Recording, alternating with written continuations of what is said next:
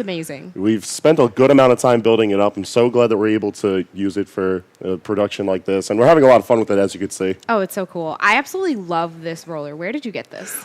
I believe it's part of a set. I know T-Mags had gotten it when he was traveling for a convention.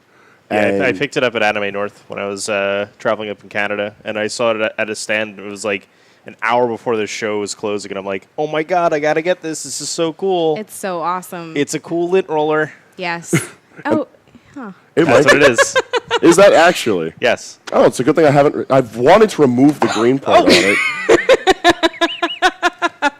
Fortunately enough, it's pretty sturdy. That's why we can't have nice things. That's correct. As it turns out, this little thing belongs to a series of items. I know at Smash and Splash we had the one of the dualies, and the dualies are like properly sized. Yeah, the dualies are really, really cool. I know that there was a bunch of different things going on at the desk at Smash and Splash, like really fun kind of Splatoon toys, if you will. And in one of our breaks, you broke out some of these little Inkling amiibos, which are so much fun. I can't wait to see the changes that they've made to them for Smash Ultimate. Those are going to be so fun. I'm so excited for Smash Ultimate. Yeah, I can't wait. It's going to be so awesome. I mean, I'm not like a Smash player, but I play and I really enjoy it and have a good time. And everyone's like, oh, well, you're going to be an Inkling, right? I'm like, yeah, of course. I'm looking very forward to it. Of course, I'm sort of like a transfer from the Smash scene, as it were. But even at that, it looks like it's going to be a really fun game, both for competitive purposes as well as casual purposes. It looks like they're adding in a lot of stuff for everyone. Of course, tons of characters, tons of stages. We've seen a couple of new items.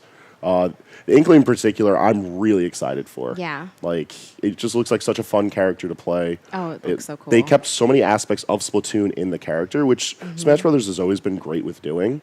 But I look very forward to feeling it out, see how it works, and even seeing Moray Towers I could be happy for once. Yeah, for once, Moray is the best map. What are you talking about? No.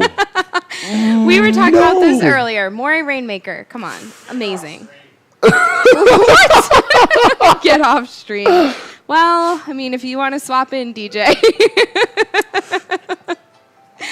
Moray is going to be so cool on Smash Ultimate, too. I agree. And I think that's why kind of Nintendo picked it. Maybe a little bit of a joke at the community. Like, hey, we know you all hate this map, so we're going to put it in this game. If anything, it's definitely like an iconic map. Love it or hate it, it's definitely one of those, you see this, you know it's Splatoon. Definitely. I think that that's like so important for this too. And you know, it's been so much fun to kind of watch a lot of the people talk about the different gameplay aspects that are going to be introduced and you know, all the characters and everything. It's just going to be so awesome. So I can't wait. And I know that, you know, the night before our Splatoon 2 tournament for Long Island Summer Splat, we're going to be hosting a Smash 4 tournament. So if you do play Smash 4 and you are into Long Island, or coming to Long Island Summer Splat and into Splatoon, you should totally come by and have a little bit of casual fun. It'll be an awesome, you know, like great Friday night kind of thing. I know we're also planning more games aside from Smash. Yeah. Some whispers on the winds that we might have ARMS going. Ooh. A lot of talk of Mario Tennis Aces. Yes. Tons of fun in that game. Can I put my vote in for Uno? I'm totally down for Uno. Yes! I know we even have a deck back here. Not even just in the store. The Switch game, too. It's on the Switch? Yes, and it's so much fun. It sounds like a ton of fun. It's really cool. It would be awesome to play with different people. But yeah, physical cards, always a good time. I'm definitely a board game person. Like we were talking competitive gaming earlier. I've competed in like board game competitions, if you will. All right. More so than kind of, you know, that was my intro to competitive gaming. I also happen to have competed in a couple of board games. Awesome. Scrabble and Monopoly. Monopoly is dangerous. It's so dangerous. It ruins friendships. Yes. See, so we can't play. Well, I don't know if we have some fun with it. I don't want to ruin it. Tournament Monopoly is evil because, like, you take out the rule book and you're like, you can't do that because everyone's always got house rules for Monopoly. Yes. And they're always different. There's always, like, one little thing that sets everything off. Yes. So you got to explain everything before the game starts. And it's 3 hours in, and then you hit a rule, and everything screeches to a halt. And that's why no one ever wants to play Monopoly with me. Same with Uno, too, though. Everybody has house rules for Uno. I don't run into it as much with Monopoly. Yeah, I think Monopoly just kind of comes from that feeling of like ruins friendships, and you know, everybody can. It's the board game equivalent of Mario Party. Yeah, actually, Mario Party. When is that coming out for the Switch? Because that would December? be fun. Oh man, that's too far away. Might be sometime early next year, but I think it's closer along the line. It'll be in time for Beacon 2, right, guys? awesome. That's the hope. Yeah, so that'll be super fun too. We can all play Mario Party together and ruin some more friendships. So let's look at this upcoming Swiss Round 4 set. So we are having No Names Leagues versus Sleeping with the Squids.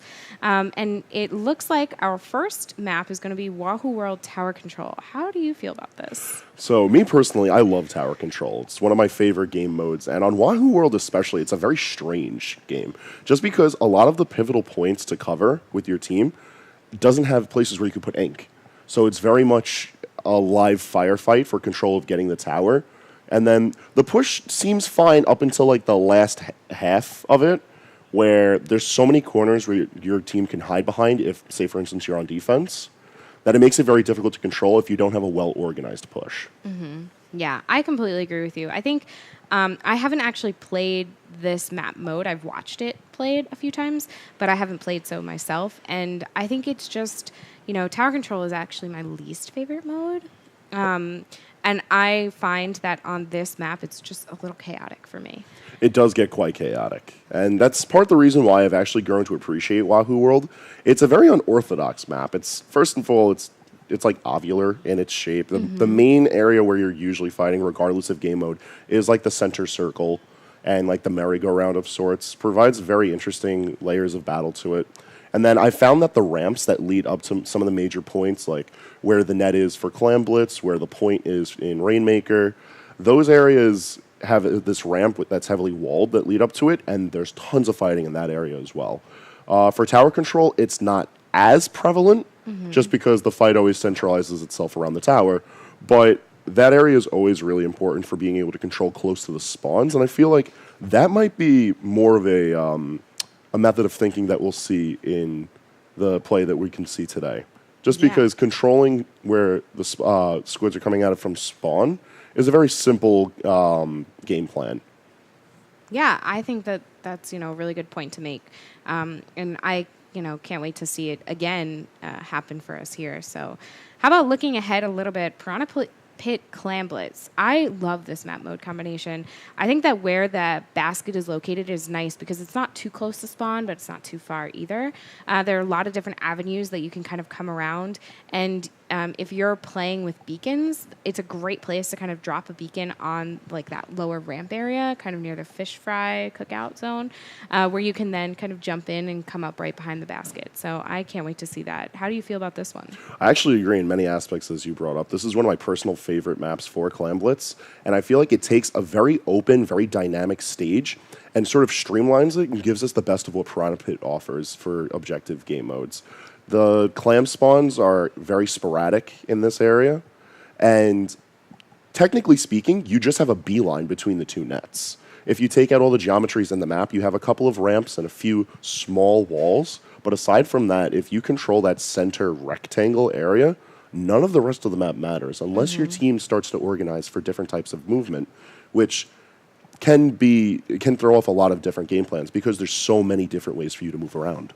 Yeah, I completely agree with that. I think that it's, definitely something to be said for, how to kind of do those different, like you said, like if they're organizing for different movements and things, you can totally shake things up. But otherwise, it's kind of straightforward and streamlined, like you said.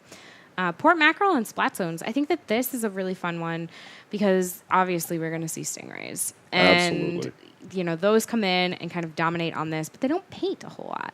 So it's definitely a map mode combination that people kind of plan to use a stingray and plan to see them, but it's not for the same reasons necessarily that you're going to see it on any of the other modes.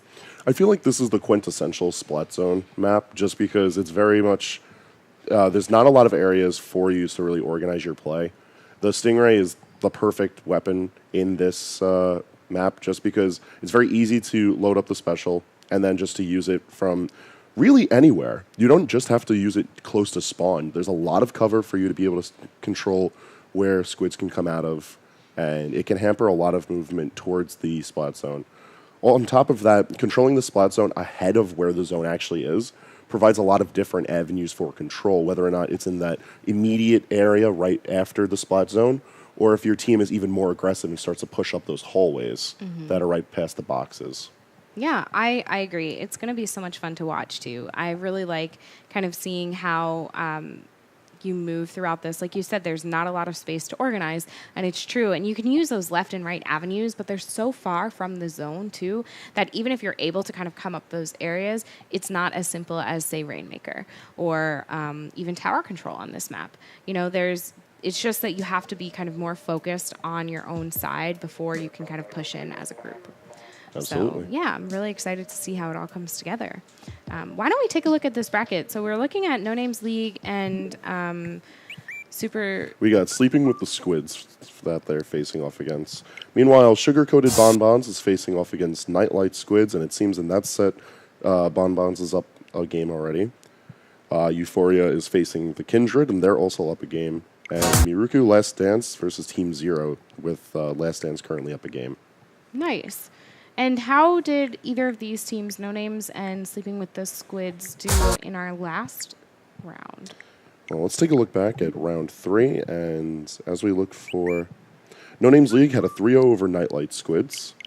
And who else did we have? Miruku had a 3-1 over Wonderland.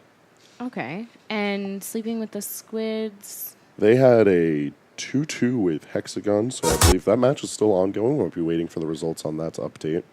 I think that may have... That was just a tie right there? Yeah. Oof. All right. Yeah. All right, so a tie to advance still gives them a bit of wiggle room for bettering themselves as well as at least keeping them in the game. For sure. Definitely. So it'll be really fun. I think we're just waiting on a couple more players to populate this lobby here. We just have a few, and then we'll be kind of all set to kind of continue to move forward. So, we're kind of... Just sorting the little bantam period of waiting for getting more players in, waiting for more results, figuring things out. Oh, we almost have all the players loaded in. So once again, we're going to be starting round 4 for Fresh Start Cup's Swiss rounds with Tower Control on Wahoo Worlds. Here we go. Yep, everybody's loaded in, so it's just a matter of us readying up.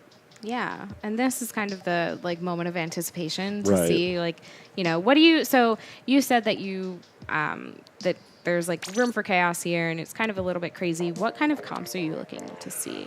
So what I'm expecting, generally speaking, very dynamic teams. I'm not expecting a lot of streamlined, all long-range shooters or all blasters of any sort. I could expect us to see a good amount of long range. I would not be surprised to see a charger or two come out. Sloshers are certainly welcome given the amount of walls that are around this map, and especially the path that the tower takes.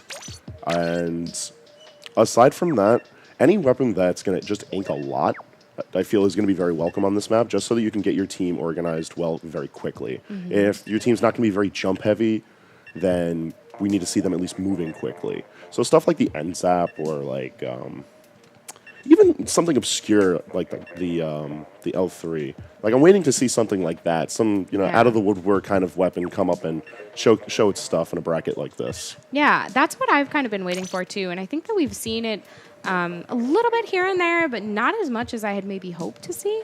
So I'm excited to see kind of how that all comes together. It's definitely interesting to watch people play like L3 and H3. They're weapons that you don't see a whole lot. There are, of course, some really great players who do main them in a lot of tournament settings or play them often enough. But it's just a really nice thing to see sometimes. Right. So I always enjoy off-meta picks in whatever type of game it is, but me too. It remains to be seen if we'll see that for the beginning of this set as we go right into it for Wahoo World.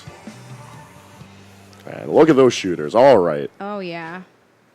All right, so just sort of painted the image of everything we sort of predicted coming into this. A lot of range available, and we even see a charger off on Sleeping with the Squids. So all the bases covered. Yeah, definitely on this side of No Names League, too. Having kind of that, like you said, the range that they have there and the opportunity to get a lot of paint with the jet, too. Unfortunately, they do go a full team wipe. Yikes. So that's not going to be something that's going to be very helpful right now. But Sleeping with the Squids took a little bit to get on the tower. So it is, lending the opportunity for No Names League to come back pretty quickly. Yeah, not able to really take advantage of the opportunity they get from a full wipe. They don't really have in control moving forward, nor do they have a lot set up for moving forward. So they are going to be losing that tower before they reach to that point. No, they're going to actually get it. Never mind. But it's going to be a bit of a messy fight moving forward. Yeah, and even still, it looks like there's a lot of the Sleeping with the Squids is kind of in mid and like working on making those pushes like kind of become viable here. As much as No Names League is kind of moving forward and beginning to push forward, it doesn't look like they're paying as much attention to the tower as maybe they could be. So finally, they are on the tower and Stingraying no less.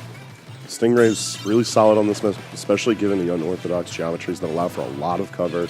It's really safe to be able to just poke out with long-ranged weapons on this map, so Stingray's a solid way to counter that. Yeah, even having... Oh, that was a very nice avoidance there. Unfortunately, they do go down because the entire team is right there, so it's not going to be easy for someone to get away there, but jumping in and avoiding that splat, and there we go.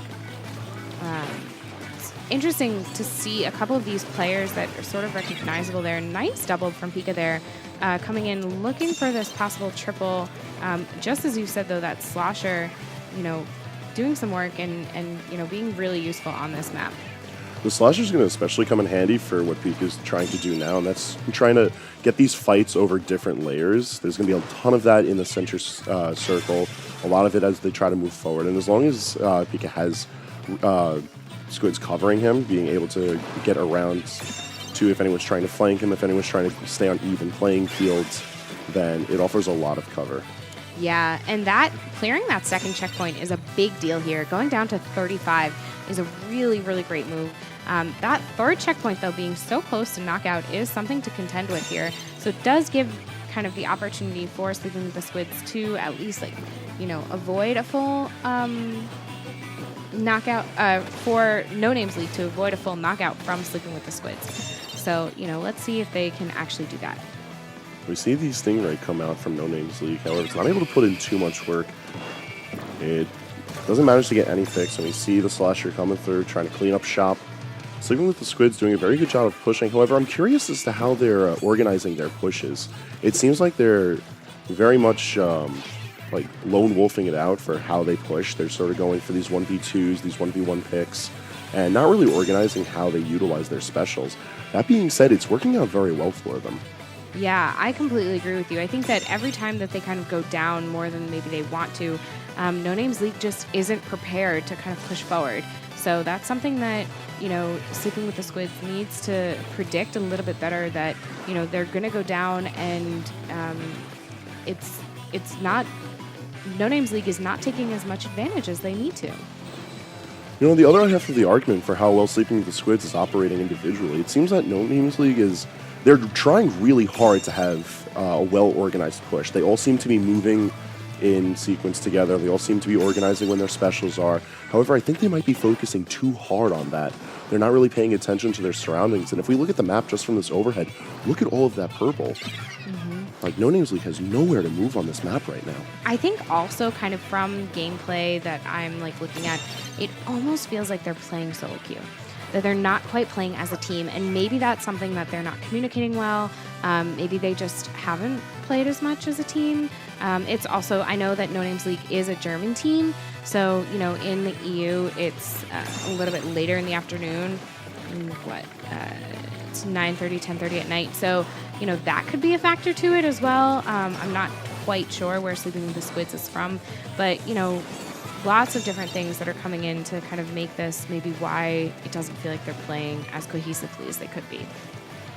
With that being said, No Names League has their push going for them, and coming down into the last 10 seconds, they get past checkpoint 1. However, they're going to lose it right at the last 5. Sleeping with the Squids looking to clutch things out right here, as no one's around to contest the tower, and that's going to be game 1. Very nice job from Sleeping with the Squids. Everything kind of that we've talked about this whole time. And even still, look at that map. No Names League did have a lot of map control at the end that they were able to kind of move through. They just couldn't get back in time. Well, we'll see if they can make any adjustments as we move forward. As we had alluded to earlier, Game 2 is going to be Clam Blitz on Piranha Pit. Mm-hmm. So that could lend itself more to the solo queue-esque style of play that each of the players seems to be exhibiting. And if they keep on communicating how they want to push well, I feel like that might present a good amount of synergy to have No Names League bounce back. Yeah, I completely agree. I think that, it's going to be really fun to watch for sure because I mean, Clan Blitz is my favorite, so I love watching it and I love playing it. But on Piranha Pit, it definitely opens opportunity for a little more chaos and gives people kind of different avenues to have a good time with it too. So I think you're right that seeing how they're playing a little bit more separately might be something that could benefit them. And while we look at Sleeping with the Squids now that they're up a game, seeing how they could try to take a lot of the range that they brought to this set from game one, if they could bring that into Piranha Pit, I feel like that'll benefit them greatly. Just because, as we discussed earlier, the map is pretty much streamlined from its normally very diverse layout to being very lateral in design. And of course, range is always going to benefit that. If we see the Stingray, it's almost going to be reminiscent of Port Mackerel, I would say, depending on how the clams manage to organize themselves once the initial random spawn is captured. Yeah, I agree. I think bringing up the clams is actually a really good point here. This map is very challenging with collecting clams. A lot of them spawn in locations that are not very easy to get to very quickly. So that's going to be something that both teams need to kind of be paying attention towards and making sure that they're picking them up as soon as they can. And that could cause kind of this like lockout of, okay, I've opened the basket, but now we have no single clams, so throw that in. So, I'm looking forward to see how it comes down. Looks like we're getting right into it. Just going to be loading into game 2 now as everyone gets themselves set up. And just looking at where the sporadic spawn is now, it seems like things are pretty much organized towards the middle. So I feel like this immediate bout is going to be pretty hectic. Get a good little overview, see what weapons we got coming to the table. And it looks like No Names League is bringing a Rapid Blaster this time around. And an H3? No? Oh, no, on the... Oh, no, yeah, you're right. I think that it's definitely, going to kind of give a couple different opportunities for them to maybe have a little bit better. Looking like this great 1v1 happening between Pika. They finally do get the splat there, but they are 2 down on the side of Sleeping with the Squids, so that goes 3 down, possibly a delayed wipe. So that's going to be something to be said for what No Names League kind of needs to do here. It's an immediate impact out the gate. However, if you look at the clam count, it seems that No Names League has plenty going for them. And while Sleeping with the Squids has their power clam, they don't really have any avenue to deliver it to the net. So it's just sort of painted a target onto Ghouli's back. Yeah, it's definitely going to be something that they can kind of begin to experiment. It looks like Ghoulie is kind of trying to go around the side there, but unfortunately they need to be playing with this idea of kind of throwing that power clam to get the target off of their back, give them an avenue to kind of move forward here. The rest of their team does need to be picking up some of those loose clams to make sure that they do have a couple extra. Unfortunately, they go down before they can do any moves. You bring up a great point about the idea of passing on the clams to your teammates. And if we could see these teams try to organize how they move the clams by just getting it from one player to another, they might be able to assert some sort of dominance like we're starting to see from No Names League, taking a pretty hefty lead with the first break. Very nice there. They did get 2 power clams in, and right there, I believe that's Mark there, has quite a few that they were able to get in, bringing the point down to 39. That is a great lead for this mode. So definitely something that Sleeping with the Squids, kind of needs to be a little bit prepared for. And I'm really excited to kind of see them, No Names League, come back and do that after Sleeping with the Squids took that last game. I think that this is going to be a really fun set. I agree. I feel like Sleeping with the Squids definitely has their work cut out for them if they're going to try to bounce back from this. Even with the 30-point penalty that's on No Names League, they could sit pretty and just play defensively right now because it's no easy task to just throw down that many points in one push. Oh, yeah. I completely agree with you. And the penalty that they have there is kind of difficult to contest because you do need to get 2 power clams in order to just break that penalty down. So unfortunately, I think you're right that you can kind of play a really good defense right now. Make sure that, and it looks like that's kind of what they're doing there. Back in the left, DJ and Mark definitely keeping really tight to basket and trying to make sure as Sleeping with the Squids does begin to push forward that they don't get as close as they might want to. Trying to take a look at the action on the field right now. We see plenty of specials going off. We see an Inkjet trying to move itself around. Bubbles are on the fields.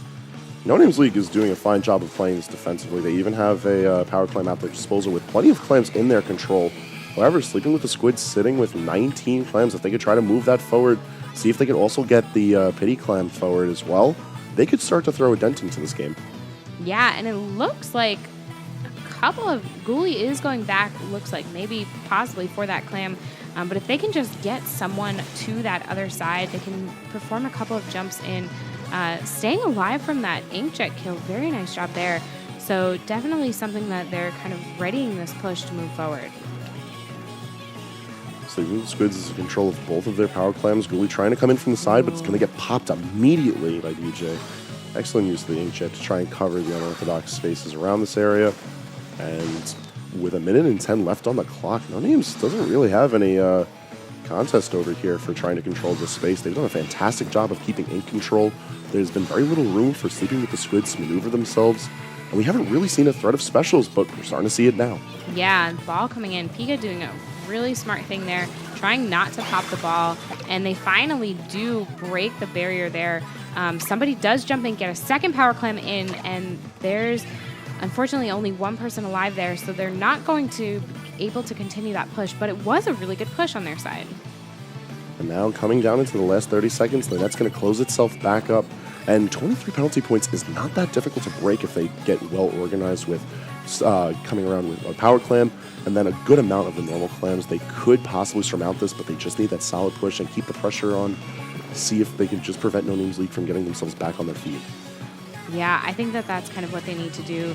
And, you know, Sleeping with the Squids, if they want to kind of do this, they bring their own bubbles out, but there are so many power clams on the sides of No Names League, and there's really no one on that side. I mean, almost 3 on Sleeping with the Squids. You know, if they can make this push viable, this kind of could be it. Couple of pops on both sides and plenty of power clams to keep this overtime going. However, it's just a matter about who can get the pop forward. Oh, Al's going to get the ball forward. All there right. we go, and they took the lead. Very nice job in that last second there. Getting that second power clam in is kind of what they did. And even still, that Heavy was kind of chasing that one player with the power clam going towards it, and just very last minute able to take the lead. That is Clam Blitz for you. That's like textbook Clam Blitz. They're like the quintessential Clam Blitz play. We're going to see a quick replay of the first push from No Names League as the lobby kind of changes over and everybody readies up. So it was a great job here, getting a couple of those splats that they needed, getting that nice double from the blaster, H3. They get the pop, they get the immediate push, and that's with Sleeping with the Squids recovering from a triple down. They don't have a lot of ink in that area. No Names has the opportunity to start to throw in a lot of clams, but not a lot of their members have the clams. It's really just one player coming in with a lot of clams. They managed to keep it open for a while, just sort of go for a pit for pat until Ghoulie cleans up, and the net evidently closes up. There's a really solid push, however, that's the nature of the beast for Clam Blitz. Even with a solid push like that to start things off, it's really the defensive play that follows it up afterwards. Or if you opt for a more aggressive play and just go for the shutout, is really the only way for you to make sure that you have that game. You can't really sit there with a lead like that and feel comfortable. I completely agree with you. I think that it's, something that anytime that you play this game, you always want to kind of keep pushing and keep going for things. But right here so far, each game has gone to time and overtime. So it's something to be said that these teams are matched pretty well. It was just that last second that Sleeping with the Squids was able to get those 2 power clams in that was able to give them the lead. And it just goes to show that you should just never give up. Just always try to organize for that last play. In a game mode, especially like Clam Blitz, you'll always have the opportunity to turn the comeback.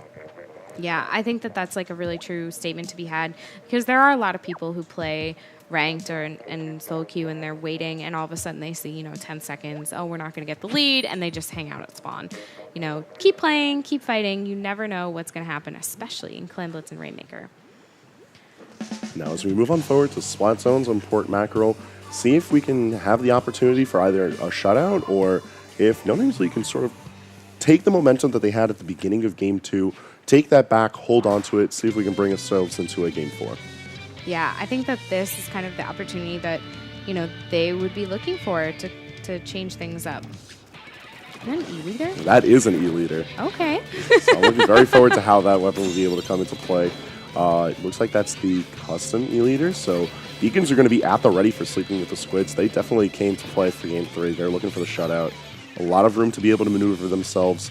However, they need to start to press some of that pressure on now because No Names League already has the cap. They have the Stingray trying to cover their side avenues.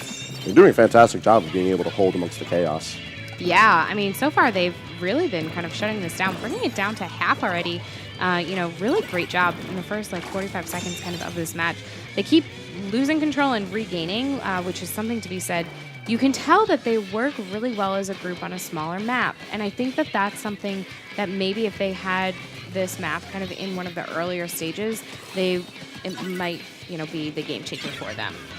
And they're going to end up losing control here. However, they're still at 24 points and with a pretty hefty penalty on them, but this is still very early into the game. They have every opportunity to try to make this a shutout, and with that, Sleeping with the Squids has the opportunity to try and take this into I can feel this can go into a tight game. Yeah, I agree with you. I think that kind of one of the things that's happened here is Sleeping with the Squids has pushed No Names League so far back into their spawn, and they're just kind of unable to break out right now. This is where you were saying it's very difficult to organize in this map, and it's very true.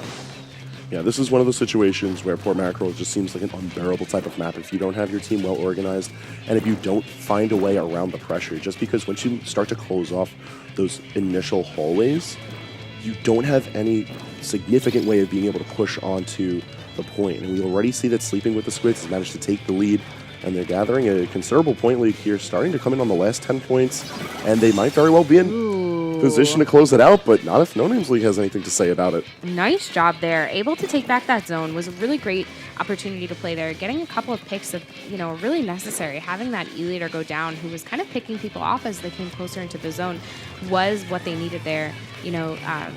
This Forge definitely looking for a couple of people does chase them off, which is also what they're going for here. And they're working really hard to break this penalty down. Oh.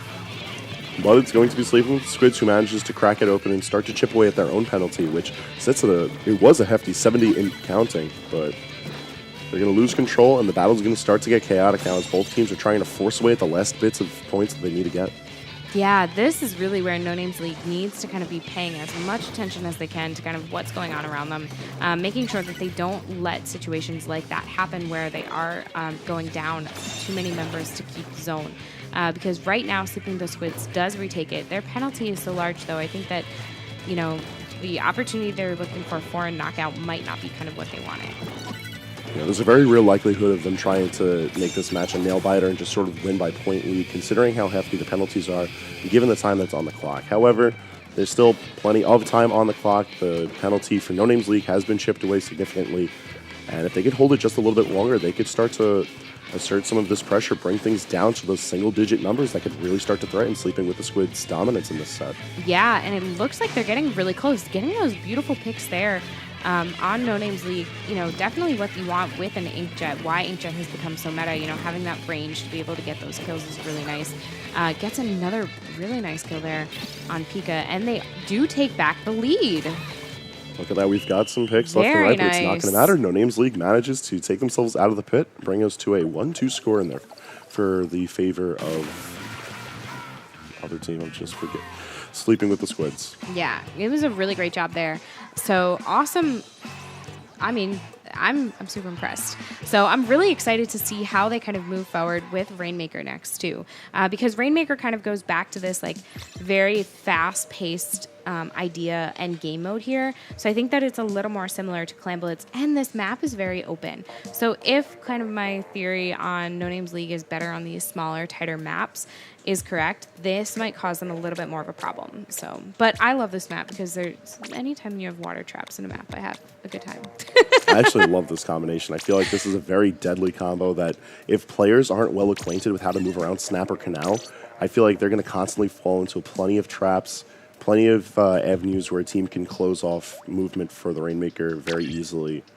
And at least looking at the weapons that these teams have brought in from the previous games, I feel like things are starting to move themselves more towards range, and that's going to lend itself to a very dynamic fight on Snapper Canal because there's a lot of wide spaces and a lot of variety to the avenues that you could bring the Rainmaker to put a significant dent in the space that you need to move it for points. Yeah, I completely agree with you.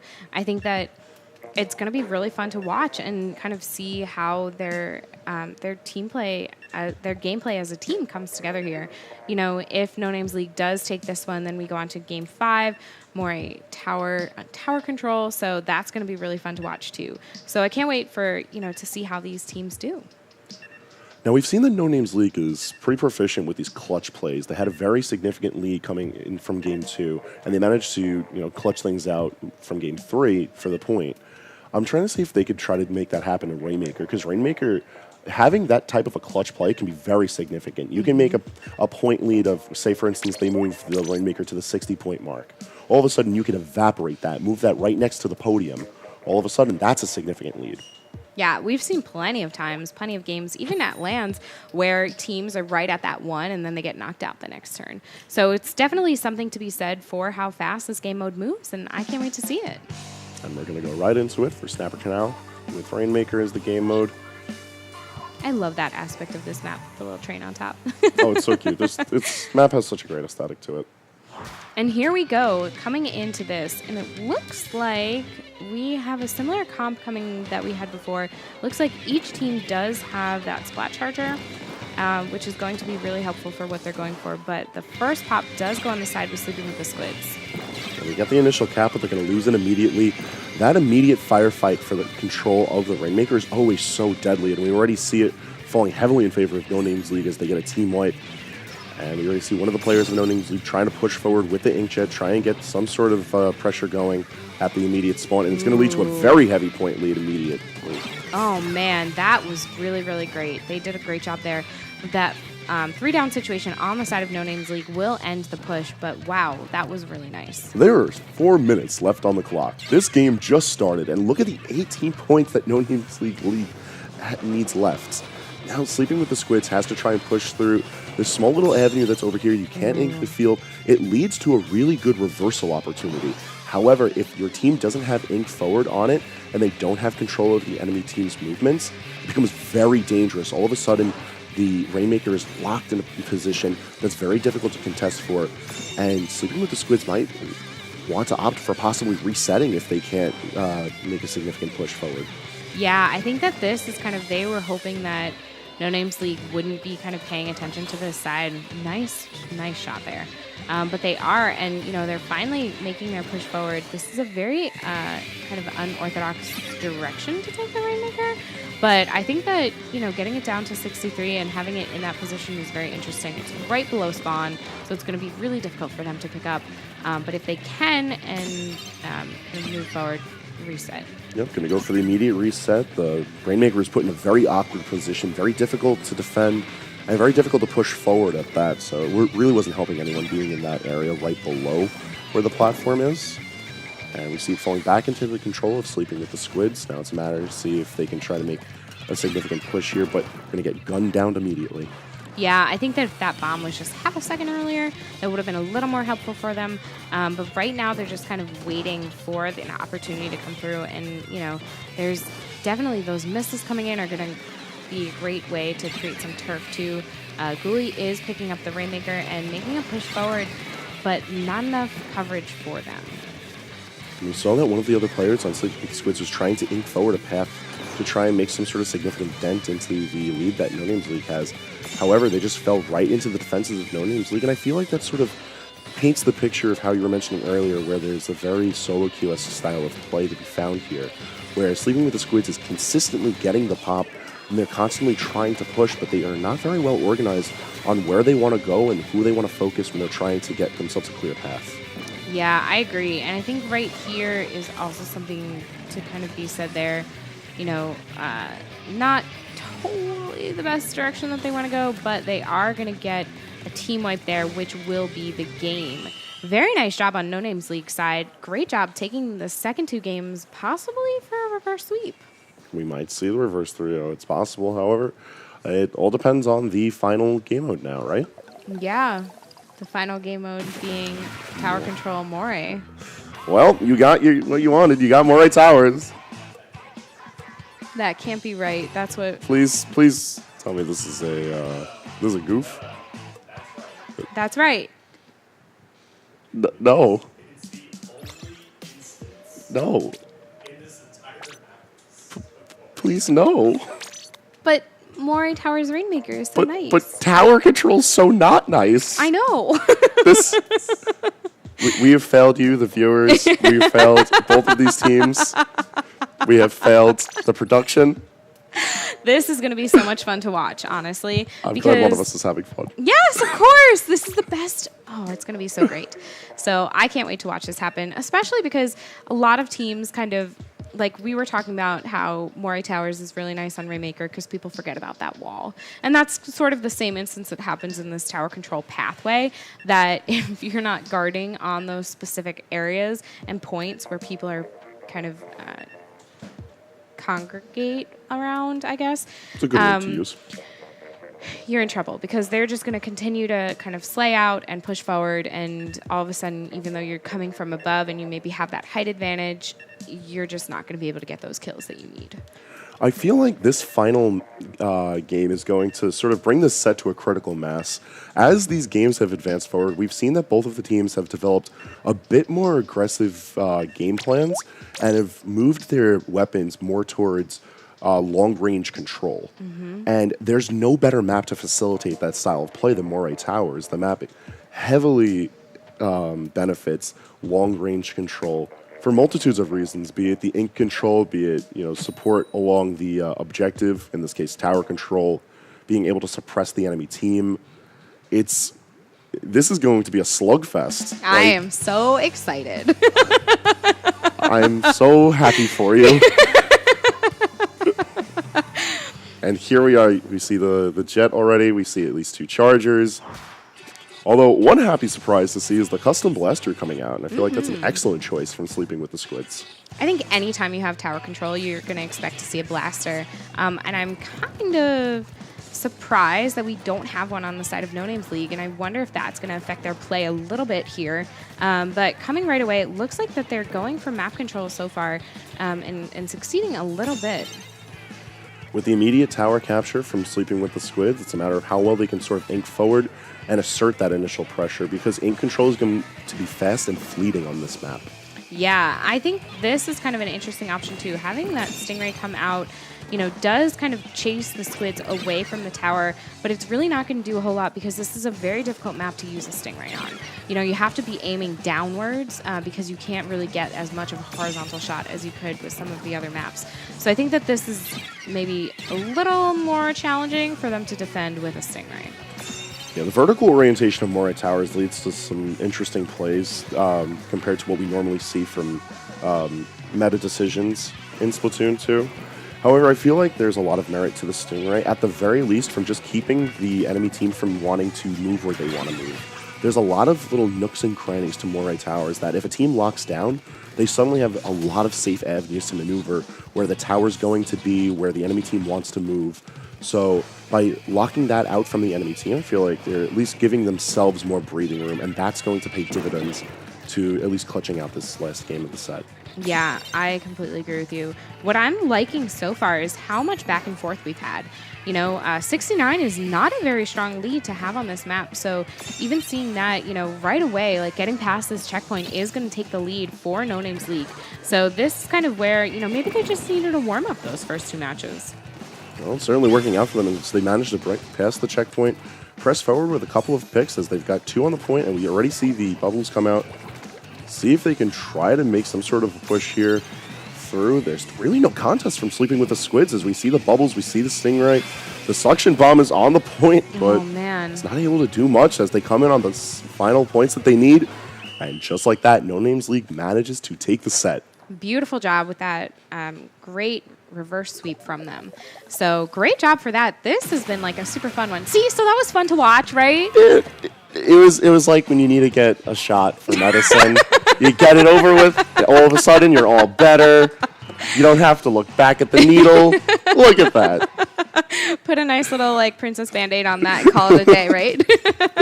I think that they played really well, and it was so much fun to watch. And that's why Moray is so great, I think it's more the teams were able to play the map very well. Yes, I agree. I do kid. Moray Towers is a fine map as far as how your team can control it, and I think that it was played incredibly well. a lot of special usage for locking down the objective. They were inking forward. There was no opportunity for Sleeping with the Squids to really push forward because there was nowhere for them to go. Yeah. It's either they jump down into a pit where obviously they're not going to be staying for long, right. or they jump directly into somewhere where there's enemy ink, and from there they just sort of get smothered. Yeah. So that being said, that ends our round 4. So we're going to go to a quick break while we set up for round 5. Thank you guys so much for hanging out, and we'll see you soon.